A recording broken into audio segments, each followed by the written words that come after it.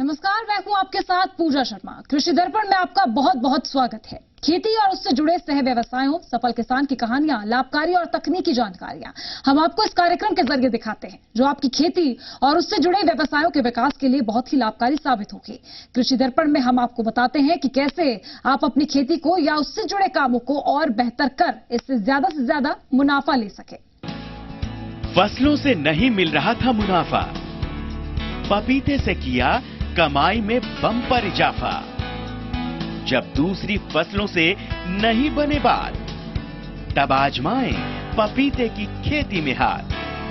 कृषि दर्पण। बेहतर लाभ पाने के लिए कुछ अलग और नया सोचना पड़ता है। खेती में ये बात और भी लागू होती है। राजस्थान के जयपुर के किसान को लीजिए, इनके इलाके की बाजरा गेहूं खेती बड़े पैमाने पर की जाती है, लेकिन उन्होंने पपीता लगाने का फैसला किया और वो बेहद सफल भी हुए। कैसे अपने 2 एकड़ खेत से आज उन्हें 12 से 13 लाख तक का मुनाफा होता है, ये जानने के लिए देखिए कृषि दर्पण की ये रिपोर्ट। वैज्ञानिक विधि अपनाई तो समझिए, खेती से आपको इतनी आय होगी जितनी आपने सोची भी नहीं होगी, और ये देश के कई इलाकों के सैनिकों ने संभव भी कर दिखाया है। राजस्थान के जयपुर के कोटपुतली निवासी युवा किसान कमल सैनी को देखिए, उन्होंने परंपरागत खेती की जगह पपीते की खेती को चुना और आज वो मात्र 2 बीघे खेत से साल में 12 से 13 लाख रुपए कमा रहे हैं। अलग अलग पैदावार किया करते थे, उसमें लागत ज़्यादा लगती थी लेकिन मुनाफा नहीं मिल पाता था। इसलिए मैंने एक दिन अपने फ़ोन यूट्यूब चला रहा था, तो उसमें देखा कि मैंने पपीता की खेती के बारे में, और उसको देखने के बाद में पता लगा कि पपीता खेती करने के बाद में सालाना कम से कम ना तो 12-13 लाख रुपए एक किसान आराम से कमा लेता है।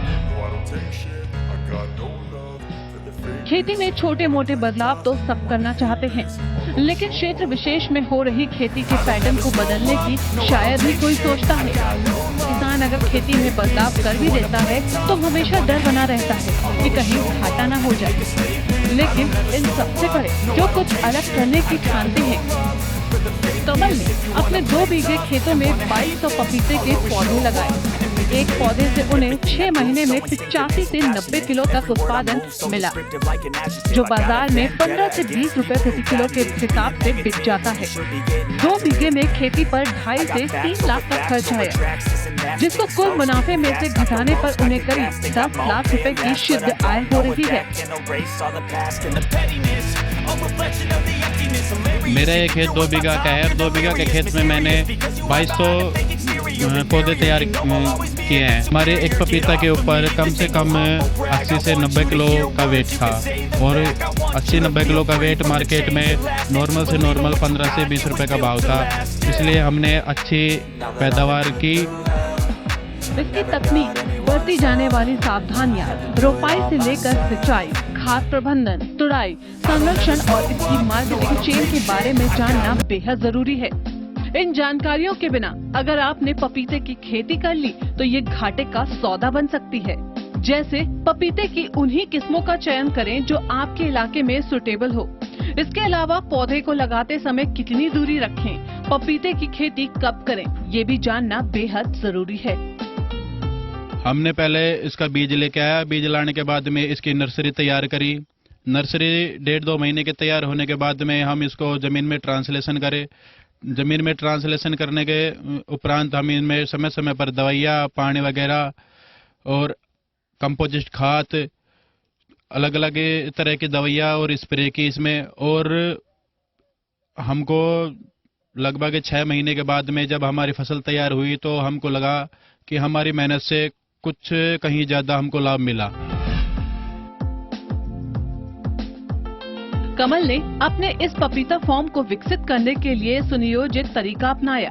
खेत तैयार करवाए, 20 से 22 टन गोबर की खाद डलवाई, बेड तैयार करवाए, 500 ग्राम सुपर फास्फेट और 250 ग्राम पोटाश को मिट्टी में मिलाकर पौधा लगाने के कम से कम 10 दिन पहले इसे भर दिया।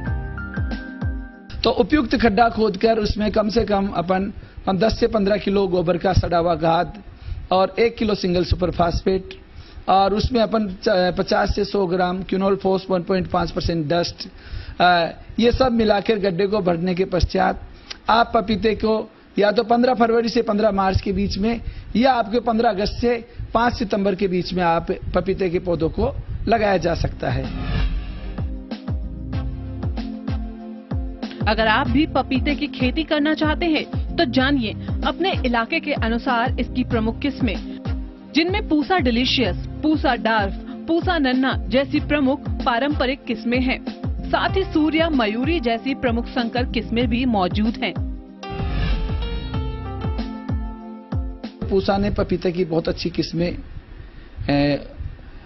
विकसित की है, जिसमें अपन जैसे कह सकते पूसा नन्ना है, आपका पूसा ड्वार्फ है, पूसा गाइनोडाइसियस है जिसको अपन वैरायटी बोलते हैं, आपके अर्का की अर्का सूर्या है, अर्का प्रभात है।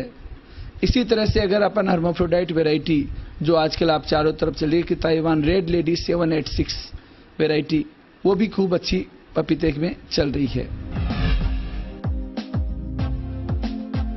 दरअसल पपीते के पौधे की पहली नर्सरी तैयार की जाती है, फिर तैयार पौधे की रोपाई की जाती है।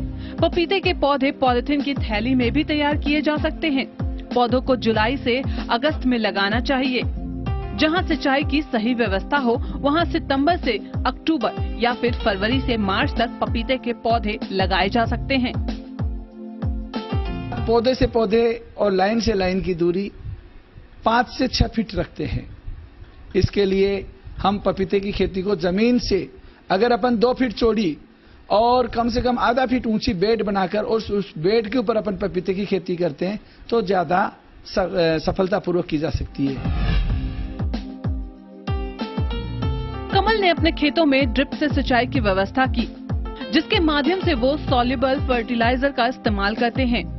एनपीके, पोटाश और फास्फेट का प्रयोग किया।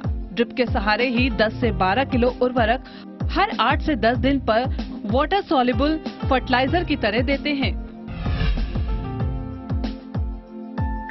इन सब के अलावा कमल की रोगों से अपनी फसल को बचाने के लिए जैविक तरीके अपनाते हैं, जिनमें वो आग, धतूरा और नीम को 10 से 15 दिन तक पानी की टंकी में रखते हैं और इसके बाद तैयार दवा को फसल पर कीट रोगों की रोकथाम के लिए प्रयोग किया जाता है। कि हर 10 दिन में निराई गुड़ाई करते हैं और हर 10 दिन में इसके एंटीबायोटिक या फफूंदी जीवे के बीमारियों का निवारण करने के लिए स्प्रे करते हैं। और इसके साथ साथ हमने देसी दवाइयों का भी इस्तेमाल किया है, जिसमें हमारी देसी दवाइयाँ है नीम, आंकड़ा, धतूरा, जिसको एक ड्राम लेके पानी में 15 से 20 दिन गला के और एक टंकी में 1 लीटर पानी मिला के उसके स्प्रे करते हैं। ये कमल उन लोगों के लिए प्रेरणा के स्रोत हैं जो थोड़े से जोखिम के चलते पुरानी खेती के तरीकों या फसलों को बदलने में हिचकिचाते हैं, जबकि आज जरूरत है खेती में बदलाव की। अगर आप धान, गेहूं जैसी फसलों की खेती कर रहे हैं तो इसके साथ कुछ फसलें बागवानी की भी लगाएं, जिसमें अगर एक में कम फायदा हो तो दूसरा उसकी भरपाई कर सके। इस तरह आप भी तकनीक और खेती में थोड़े से बदलाव के बाद अधिक लाभ ले पाएंगे। कृषि दर्पण, जी मीडिया। जिन किसानों ने मक्का की खेती की हुई है उनकी फसल इस समय खेत में बढ़वार की अवस्था पर है। ऐसे में इतनी मेहनत के बाद जरा सी लापरवाही से अगर फसल कीट और रोगों की चपेट में आ जाए तो देखते ही देखते फसल बर्बाद हो जाए तो किसान की सारी मेहनत धरी की धरी रह जाएगी, क्योंकि कई तरह के हानिकारक कीट और रोग आपकी फसल पर घात लगाए बैठे रहते हैं। ऐसे में आपके लिए ये चुनौती भरा काम हो जाता है कि आप अपनी मक्का की फसल को हानिकारक कीटों और रोगों से बचाएं कैसे। इसके समाधान के लिए देखिए ये खास रिपोर्ट।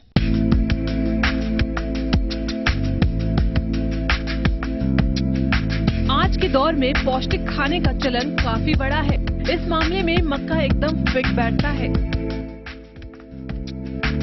भारत में मक्का राष्ट्रीय खाद्य टोकरी में लगभग 9% का योगदान देता है। एक रिपोर्ट के अनुसार विश्व स्तर पर मक्के की उत्पादन क्षमता जहां 4.92 टन प्रति हेक्टेयर है, वहीं भारत में ये 2.43 टन प्रति हेक्टेयर है। प्रति हेक्टेयर कम उपज उत्पादन का सबसे अहम जो कारण है वो है कीट रोगों का समय से रोकथाम न कर पाना। आइए जानते हैं इन कीट रोगों के बारे में।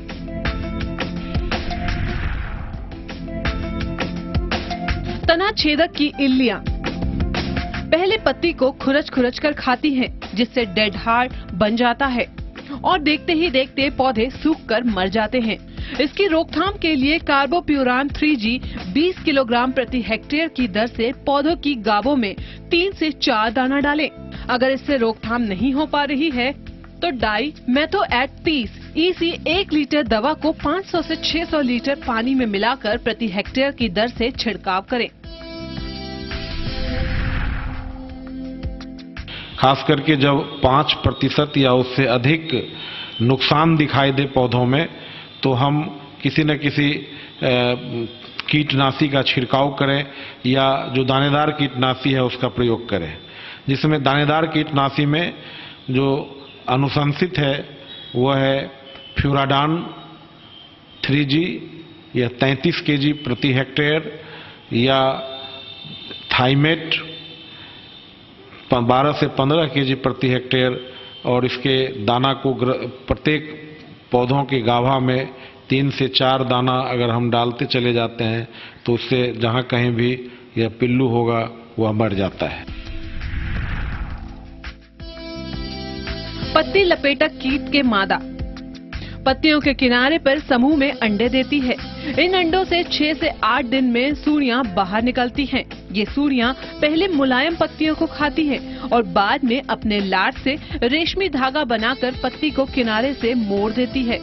बाद में पत्तियों को अंदर ही अंदर खुरचकर खा जाती हैं। इसकी रोकथाम के लिए कार्टाफ हाइड्रोक्लोराइड 600 ग्राम प्रति हेक्टेयर की दर से बुरकाव करना लाभकारी होता है। खरीफ मौसम में मक्का में एक दूसरी समस्या जो कीट की है प्रमुख, वो है पत्र लपेटक कीट। पूर्व में यह नगण्य की संख्या में इसका प्रकोप मक्का के फसलों पर देखा जाता था, लेकिन वर्तमान में इस पत्र लपेटक कीट की जो समस्या है धान के अलावा खरीफ मक्का पर भी बहुत आयत में देखा जा रहा है। जब तना छिद्रक का प्रकोप हो तो साथ में अगर पत्र लपेटक का भी समस्या है तो जो अनुशंसित दवा तना छिद्रक के लिए है उससे ही इसका भी नियंत्रण हो जाएगा। लेकिन अलग से अगर दवा डालने की आवश्यकता हो तो हम पुनः इसके लिए साइपरमेथ्रिन 10 EC जो 250 से 300 ml या अगर साइपरमेथ्रिन 25 EC 100 से 125 ml प्रति हेक्टेयर में 500 लीटर में घोल बनाकर छिड़काव करते हैं तो इस कीट को हम बहुत आसानी से नियंत्रित कर सकते हैं। डाउनी मिलेड्यू रोग में पत्तियों पर पीली धारियां पड़ जाती हैं। पत्तियों के नीचे की सतह पर सफेद रुई के समान फफूंदी दिखाई देती है। ये धब्बे बाद में गहरे या लाल भूरे पड़ जाते हैं। रोगी पौधे में भुट्टा कम बनता है या बनता ही नहीं। रोगी पौधे बौने और झाड़ी नुमा होते हैं। इस रोग की रोकथाम के लिए मैंकोजेब 2 ग्राम प्रति लीटर पानी की दर से छिड़काव करें। रोग रोधी किस्मों का चुनाव भी इस रोग से बचने का एक बेहतर उपाय है।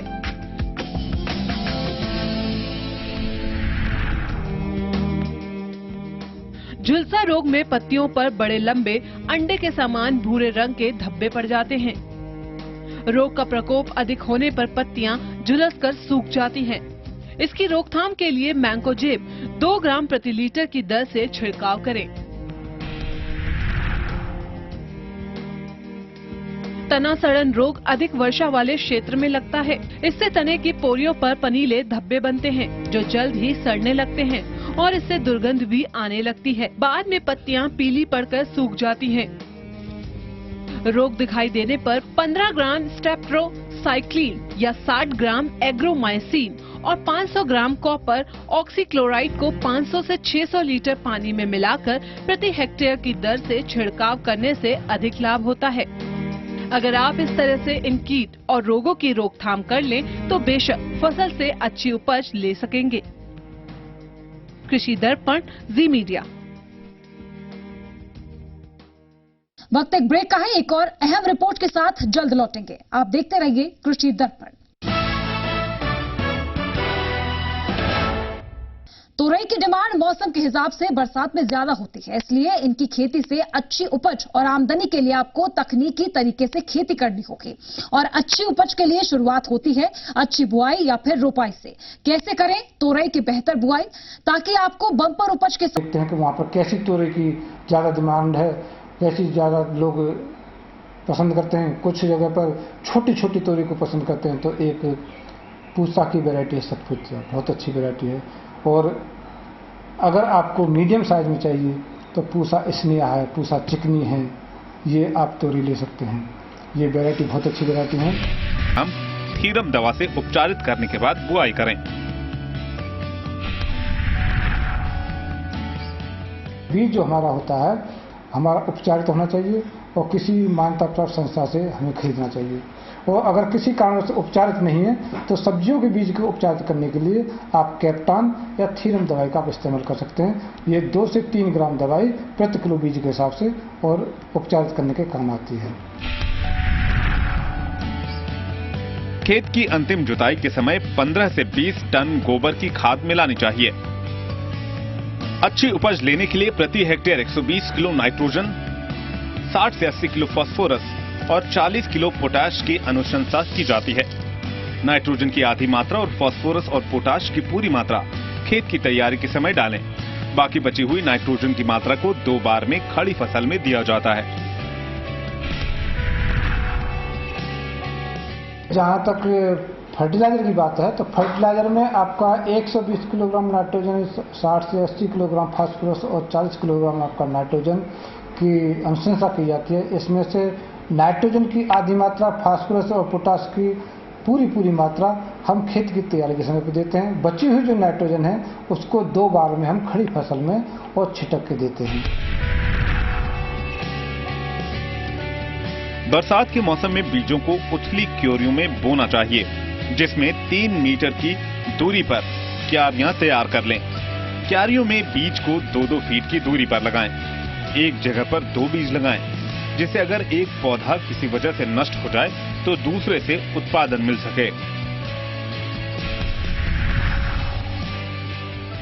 तोरई की खेती करने के लिए और आपको 3 मीटर की दूरी पर आपको जो क्यारियां बनानी होती हैं, नालियां बनानी होती हैं, उसमें दोनों तरफ आप 2-2 फीट की दूरी पर एक जगह पर आप 2 बीज रोपित करते हैं। जो आप इरिगेशन चैनल बनाते हैं उसके इस साइड में भी, इस साइड में एक जगह पर 2-2 बीज लगाते हैं। तोरई की सिंचाई मौसम पर आधारित होती है। जैसे अगर आपने गर्मी वाली तोरई की खेती की है तो उसमें 6 से 7 दिन के अंदर सिंचाई की जरूरत पड़ती है, लेकिन बरसात में सिंचाई की जरूरत नहीं पड़ती। खरपतवार की रोकथाम के लिए तोरई की फसल में उगे हुए छोटे छोटे खरपतवारों को जड़ समेत उखाड़कर निकाल देना चाहिए। इसके लिए 2 से 3 बार हल्की निराई गुड़ाई करनी चाहिए। इस तरह खेती की क्रियाओं को अपनाकर आप तोरई की सफल खेती कर प्रति हेक्टेयर भूमि से लगभग 100 से 150 क्विंटल की उपज पा सकते हैं और बरसात में इसकी अच्छी पैदावार से भरपूर कमाई की जा सकती है। कृषि दर्पण, जी मीडिया। और अब देखिए कुछ प्रमुख फसलों और फलों की प्रमुख मंडी में चल रहे अधिकतम और थोक भाव की जानकारी।